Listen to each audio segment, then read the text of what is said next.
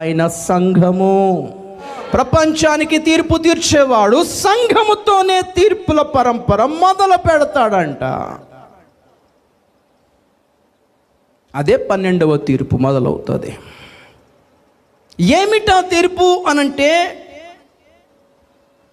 తీర్పు అనగానే మనకి అర్థమైంది ఏంటంటే శిక్ష అని అనుకుంటాం. తీర్పు అనగానే శిక్ష కాదు, శిక్ష వేరు. మళ్ళీ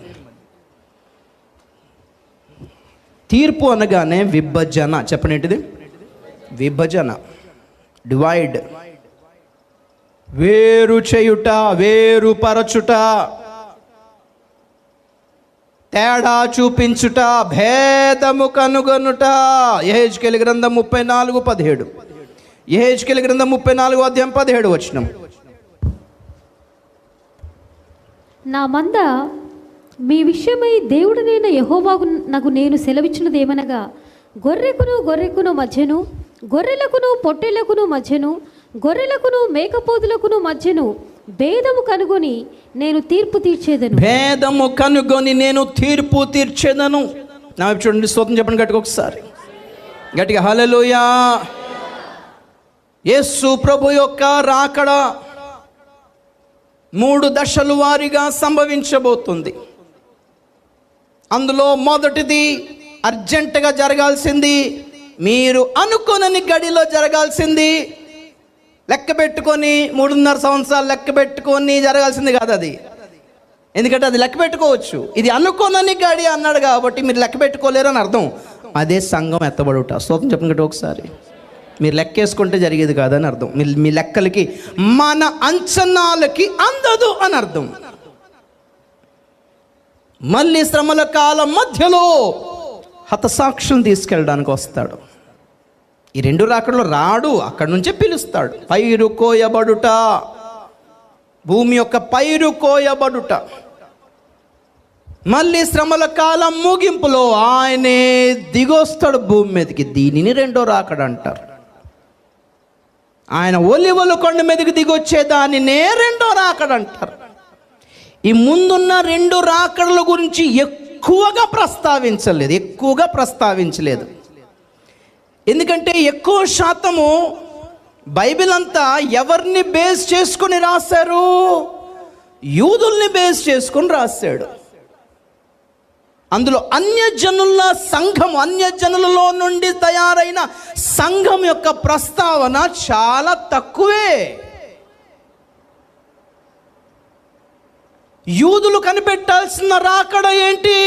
ఒలీవల కొండ మీదకి దిగి వచ్చే రాకడ.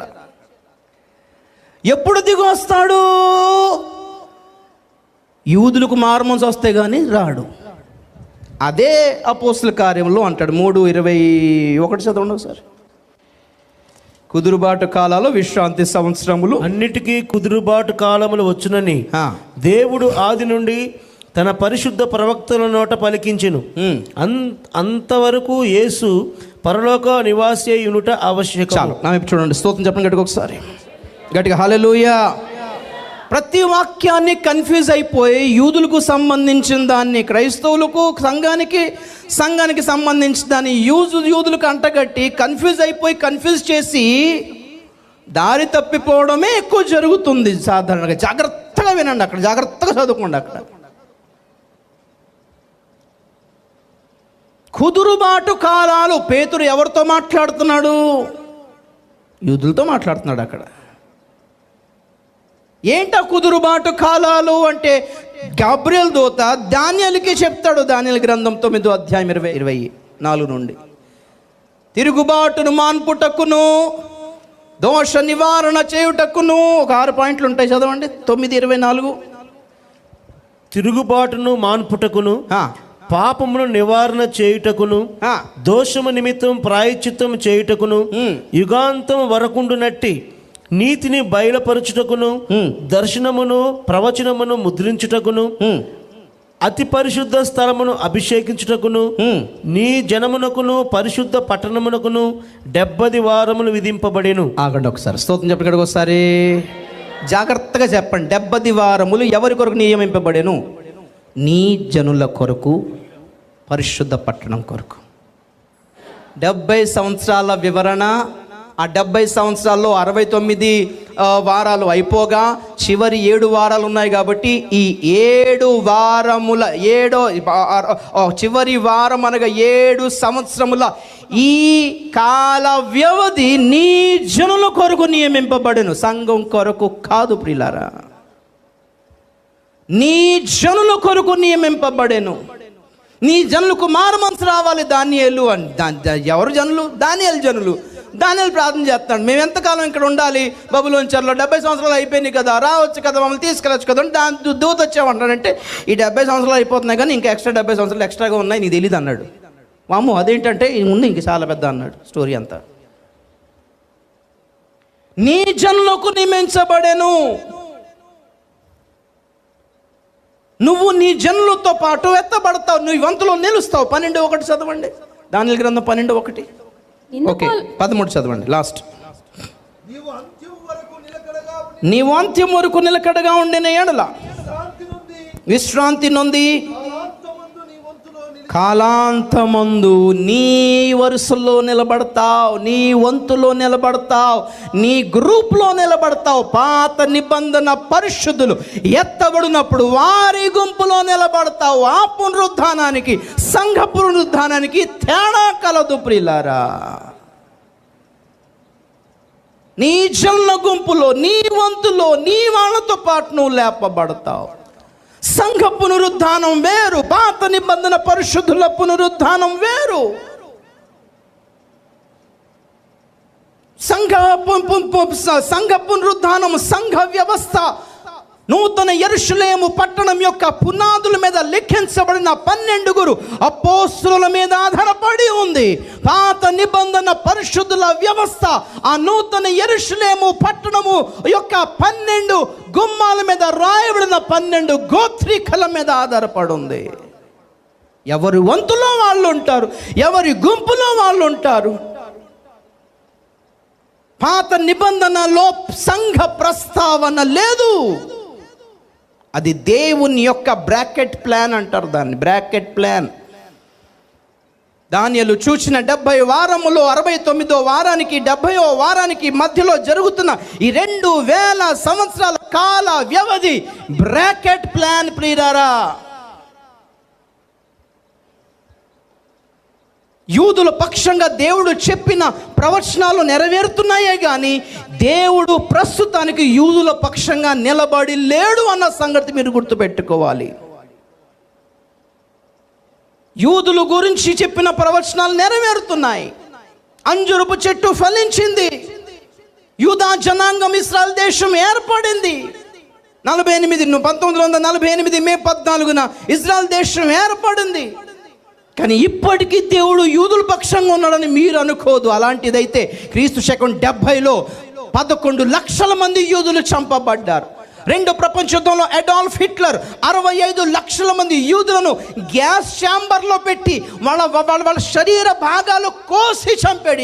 ఏమైంది దేవుడు ఎందుకు కాపాడలేదంటారు? వారి మనస్సులు ప్రభువైన వైపునకు ఎప్పుడు తిరుగునో. స్తోత్రం చెప్పండి గట్టిగా ఒకసారి. అయ్యో మా యేసయ్యను మేము చంపుకున్నామే అని ఒక ఏకపుత్రుని కొరకు ఒకడు శోకించినట్లు వాళ్ళు ఎప్పుడైతే యేసయ్య గురించి శోకిస్తారో, ఈ అబద్ధ క్రీస్తును అందుకు నమ్ముకున్నాము, చిచ్చి వీడు దుష్టుడు, వీడు సైతాను, మా యేసయ్యను మేము ఎప్పుడో చంపుకున్నామని ఎప్పుడైతే వాళ్ళు రోధిస్తారో అప్పుడు ప్రభు వాళ్ళ కోసం ప్రత్యక్షమవుతాడు. అప్పటి వరకు ఇక్కడ ఉంటాడంట పరలోకంలోనే. ఆ రాకడను పట్టుకొని సంఘం ఎత్తబడి రాకడతో కలిపి కుదురుబాట కాలాలు భూమి మీద వచ్చే వరకు, రాజకీయ వ్యవస్థ బాగుపడే వరకు, పంటలన్నీ పండే వరకు ప్రభు రాడు, ఇండియా అంతా క్రైస్తవ దేశంగా మారే వరకు రాడు అనుకోడు. ఎంత అవివేకం కాకపోతే ఇజ్రాయెల్ దేశమే క్రైస్తవ దేశం కాలేదు ఇంకా.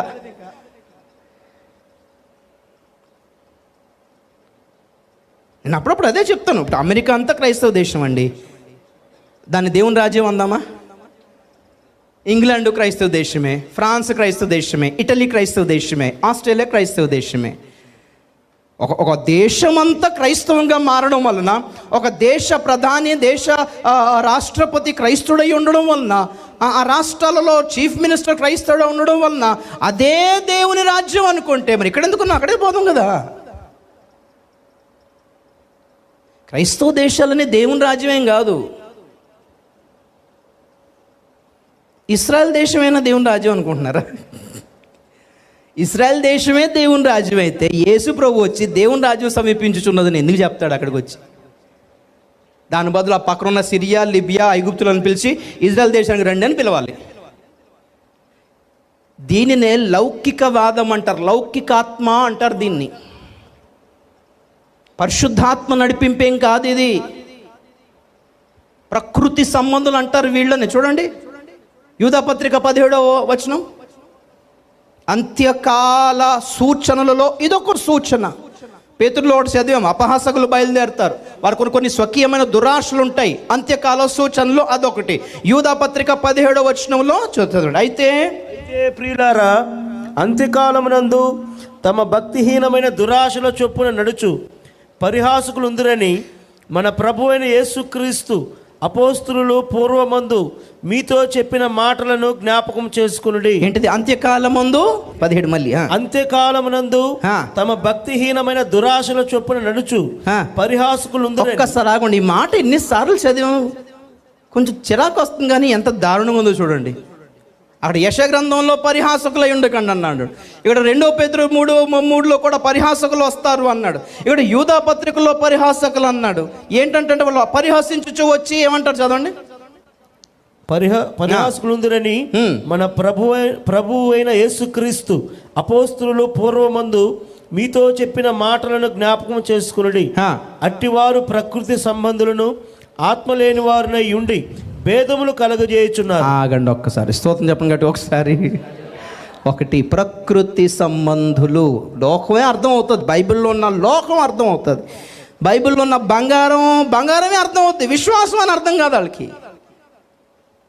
బైబిల్లో ఉన్న వెండి అంటే వెండి వజ్ర వైడూర్యాలే అనుకుంటారు. వెండి అంటే విమోచన గుర్తు అని మనకి సేవకులు చెప్పింది, అది ఎక్కదు. బంగారం అంటే విశ్వాసానికి గుర్తు, ఇది ఎక్కదు. దేవుని రాజ్యం అంటే సంఘం అని, దేవుని యొక్క నిత్య రాజ్యం అంటే నూతన యెరూషలేము, ఇది కాదు. దేవుని రాజ్యం అంటే భూమి మీద ఉన్న వాళ్ళందరూ క్రైస్తవులుగా మారిపోతారు. ప్రతి దేశం అంతా ప్రతి ప్రెసిడెంట్ క్రిస్టియన్ అయి ఉంటాడు, మనకి ప్రైమ్ మినిస్టర్ క్రిస్టియన్ ఉంటాడు, ప్రతి చీఫ్ మినిస్టర్ క్రిస్టియన్ అయి ఉంటాడు. మన ప్రతి స్కూల్స్లో బైబిల్ కూడా సబ్జెక్ట్గా మారుతుంది.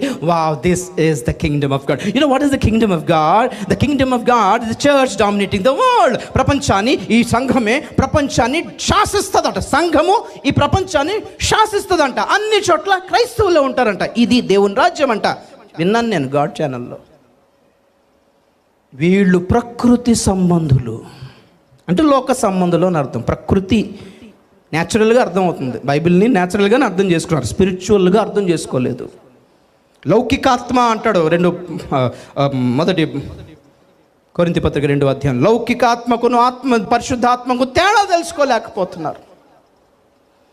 ఆత్మ సంబంధమైన దానికి, లోక సంబంధమైన దానికి తేడా తెలుసుకోలేకపోతున్నారు. ఎందుకు తెలుసుకోలేకపోతున్నారు అంటే చెప్పిన వాళ్ళు లేరు. ప్రతి ఆశీర్వాదాన్ని లిటరల్గానే తీసుకుంటున్నారు కదా, లోక సంబంధంగానే తీసుకుంటున్నారు. అక్కడ అష్యూరులు, ఐగుప్తులు కూడా నా యొద్దకు వత్తురు, నన్ను సేవింతురు, నాకు నమస్కారం ఇంతురు అంటే చూస్తున్నారు అన్నమాట. అందరూ మారిపోతారు క్రైస్తులుగా. అది కాదండి. కొన్ని వచనాలు 1000 ఏళ్ల పరిపాలనకి సంబంధించింది. స్తోత్రం చెప్పండి గట్టిగా ఒకసారి. ఎప్పటికి సంబంధించింది? దాన్ని కూడా ఇప్పటికీ దేవుడు మన కళ్ళెదుటే చేస్తాడు అనుకుంటే ఎలాగా? మరి అదే నిజమైతే ఈ కరోనా ఏంటి? అదే నిజమైతే వ్యాక్సిన్ ఏంటి? అదే నిజమైతే ఈ రిసెషన్ ఏంటి? అదే నిజమైతే ఈ ఎజెండా 2030 ఏంటి? అదే నిజమైతే ఈ 800 కోట్ల జనాభాలో 700 కోట్ల జనాభాని చంపే కుట్రలు పంతున్నారు. ఇది ఏంటి? మన కళ్ళెత్తుట వింత వ్యాధులతో చచ్చిపోతున్నారు. మరి అదేంటి? క్రైస్తవుల్లో, నాయకుల్లో కూడా అనేక మంది కరోనా బారి పాటి చచ్చిపోయారు. మరి దాని గురించి ఏమని